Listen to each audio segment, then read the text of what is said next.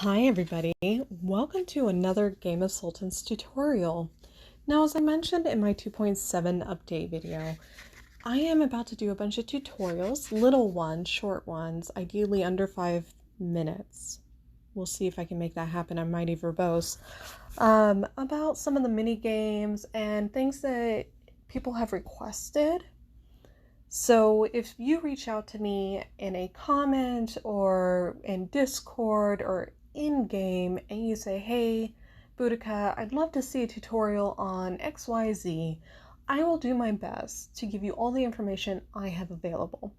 Now, if I'm not qualified or I don't know much about something, I will tell you right away, I don't know much about that. For instance, if I was to tell you anything about winning a cross-server rush, I will be honest with you, I don't even try for cross-server rushes. Now, I do like the prizes and I will participate in them, and I have some theories, but am I really the right person to tell you more about cross-server rushes? No, I am not. But let's get into actually the topic of today's video, and that is Starstone Blessing. That is Constellation game. It's a matching game. It's very much like when you were children, you probably had a game of some kind with cards that were turned over and you had to you had to match them by their image. It's the same concept. Now, some people are very good at this. They have excellent short-term working memory. Some of us are very bad at this. I, for instance, have terrible working memory. In fact, when I was doing like my ADHD assessment evaluation when I was 24, it was astonishing how bad it was. I had no idea how bad my short-term working memory was until somebody was like, here are a couple of numbers, repeat them back at me. And I'd be like, here's two numbers. And I think they're right, but I'm not sure. So I'm going to share with you some tricks and tips. Now, if you go through this, you can see I didn't finish this one. I was starting to do this video without actually utilizing some of the tools and resources I use to actually be successful at this. You can see that when you are in the middle of this and you don't finish, you can buy chances with diamonds. I don't have enough diamonds right this second. Let me actually fix that. I would like enough diamonds to complete that. And that was just to give you an example of why I think it's important to know yourself. I only got 10 diamonds. That was enough for that, though. Why I think it's important to know yourself and know your strengths, okay? So I got an A. It took me 28 chances. This was without using any tools or resources. I could have made you sit through this, but really, it was bad. This is why I use some of the tricks I have. I have no memory. Okay, so the first thing I'm doing is I'm drawing a grid on a sheet of paper. Actually, I just already have graph paper. And as I'm going to turn it over, and I do it in pairs. All right, so we have book and badge. So I do say 2B, which is to say the two attribute books. You'll use whatever kind of system works for you. If you need to draw it out or whatever. And then next to B, so badge. And I try to go side by side. So then we have dolphin and we have L. And I use that for, I. And that's because that is an Imperial Affairs token. So you could write IA, you could draw it, you could do whatever kind of system works for you. This is not a time challenge. I just want to point that out. This is not a time challenge. So if you can rush through it, then you could get quite a bit further if you have great working memory, but because it's not timed, you get to take your time and do it right. So I wrote 2B and 2B. Look what I have. I have two attribute books. All done.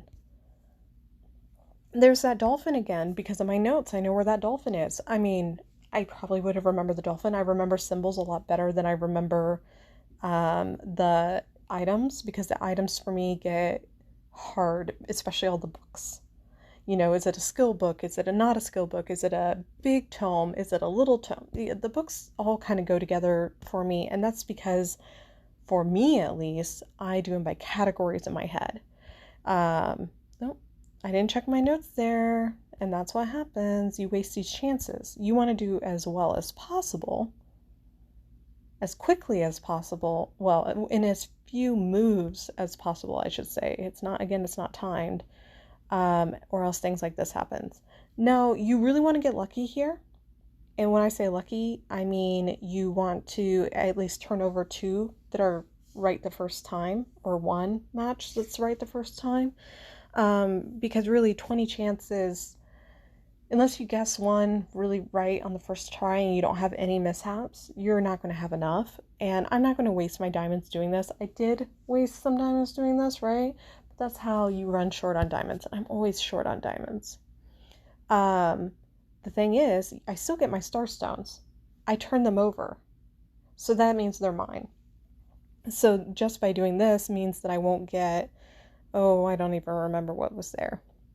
Whatever was in that category. And that's fine. Oh, I do know. It's whatever I put down as B. Badge. Badge shard. I'm okay without a badge shard. I'm not spending 40 diamonds on it. So now I'm just going to hit again because I have 20 chances. And we're going to go through this again. So we have charm earrings, and we have a badge shard. We have EXP book, and a badge shard.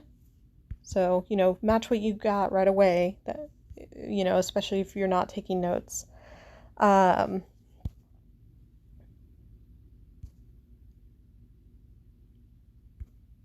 We already have those. I'm not going to make you guys sit through many examples of these. I just wanted to show a little bit about the game and how it works and the mechanism behind it. Okay, see, I got lucky there. That was nice. We've already done earrings. They were over here. Da-dum. All done. And I got an S. If you get chances left over, right, then you're going to get a 2S. And the double S, the quicker you can do this, the more you can do with the least amount of chances used, the better you will do in terms of your score. I forgot to take notes on those bottom two. I already don't remember what they were. This is why I take notes. I'm kind of that way. Especially if I'm talking too fast, then I'm not going to remember. I think that was pure luck. So I got a couple of S's. Okay, so confirm. I was done working on that for now, right? I'm going to claim my rewards. The rewards are actually pretty decent, but here's where Constellation gets really cool, by the way. And if you look here, you can claim star lamps. Okay, so additional attempts. So you can claim them when that timer runs down. And it tells you when, 2 lamps during certain time periods. So log in during those time periods. Here we have requests. So it's either my friends are requesting things or a stranger is requesting a thing. You can actually see what the whole server has and make these requests. Not to be rude, I go first come, first serve. Now, if I really like a person, right, then I might prioritize them, especially if they've messaged me ahead of time. But you do you. Nobody can tell you who to give your extras to. Mine isn't favoritism a lot of times. Now, mind you, if a union mate or like a teammate that I work very closely with very frequently asks for a constellation piece, I will give it to them first, no problem. But if it's a friend versus a stranger, to me, it doesn't much matter. After all, that's how you build relationships. Now, as you can see, I don't actually have redundant star stones. When they requested, I did, but not anymore because I've already given them out. So if I go to request again, it updates and it shows that those quantities are actually only 1. I have no extras. All right. So you can actually visit, like if you have a really good friend and you want to see what they have and you want to give them something, you would look at their constellation and click it and give them the stone that they need. I think they just have to claim it at that point. I don't think anybody's actually done that with me. Oh yeah, so here's an extra one. I'll give it to her. Yay. So I've done a good deed for someone. Now, here are the constellations and what you're trying to build. Once you have it, it'll auto-populate right there, right? So if you get it, you're good, then you'll be able to see, and then you'll be able to give the gift to your consort. Now, the first thing I do is I go through and I select the consort that I want to give the gifts to. It doesn't matter who you choose. There's no benefit to giving it to a particular consort or another. I am just a picky person, and I like to give everything to Elisa, whatever her name is. I love her cat. It's Fluffy. Fluffy's a little goof. The little audio bit for Elisa is quite interesting, but, you know, I have my favorites. So you can go through and you can see once you actually have them, and I have to go all the way down.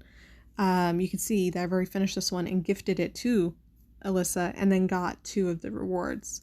The harder, the more complex, the more rare items, the harder it is to get to it. So I'll request a piece from one of those hard ones. Now you can only get 12 stones a day, right? You can only get 12 stones a day. So there is no harm in requesting them from multiple people if that's what you want to do. You know, it gives you more chances of getting the stone back from a person, but remember that you can only get 12. So if you're sending a bunch of requests, and it doesn't expire at the end of the day, because it doesn't expire at the end of the day, and the next day you end up with 12 pieces that are redundant because you sent so many requests out, then that's not really the best use of your time, is it? So be selective. I tend to choose just 2 people for the same stone and then move forward. I try to request things that I think are rare. I don't always know what is exactly rare. I try to request things from people that are already online, so I know if I need to request it from other people sooner. Or I try to choose it from union mates.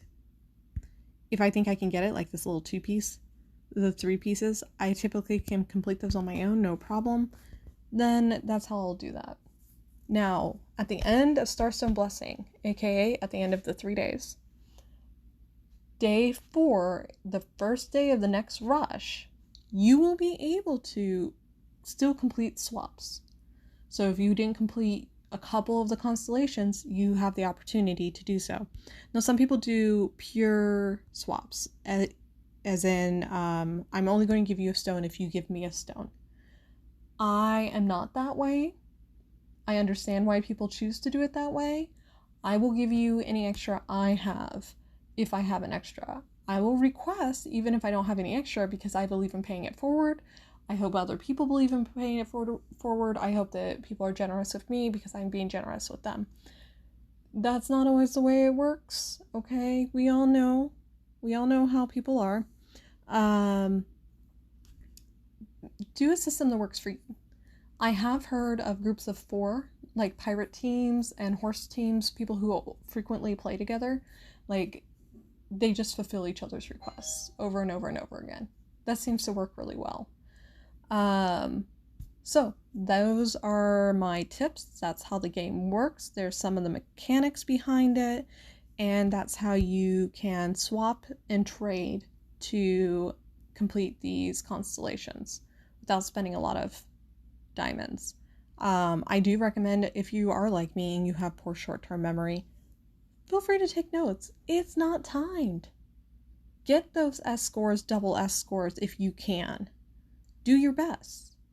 The better you do, the less you have to spend in terms of your diamonds. And I hope you're not spending actual money on this. I particularly don't know that I would for this game. I just log in during these windows to make sure I get these extra 2, and I do spend some diamonds on getting more of the blessings, the star lamps, so I can do more attempts. But that's as far as I'm willing to go. So that is this little tutorial. I think the only thing that people might find confusing, and so I'll go to 210 to show that, is how I selected the consort ahead of time. Somebody was trying to tell me you couldn't do that, and so I just wanted to prove, yes, you can do that, right? So, again, I like to give Alyssa everything. right? And you just select them. In fact, I'll just give everything to the first consort that I see, or the second. I'll vary them. Give everybody equal chances at getting rewards. It doesn't power them up. It doesn't increase their charm. It doesn't do anything, as far as I can tell, to increase the consort's power, strength. It just gives you prizes. And it's part of what makes it kind of fun, is that you get to play this like little virtual world of who you're going to favorite and give the most to. Oh, it helps if I scroll up. And yeah, so I think this is a really cute addition. If you have kids and you don't mind wasting diamonds, maybe it might be a game that they might take a little more seriously and really get something out of. I could see that being a lot of fun for a kiddo who really likes these kind of memory games. If you happen to be really good with memory games, I hope you're just zooming through. With that said, that's the end of my little tutorial. I hope everybody's having a great day, staying safe, staying healthy, and I will talk to y'all later in another video. Again, send me your requests if you have any. I'll happily share what I know or any techniques that I have. I don't do written tutorials that often. I will by request, but not too often. So, with that said, so long for now.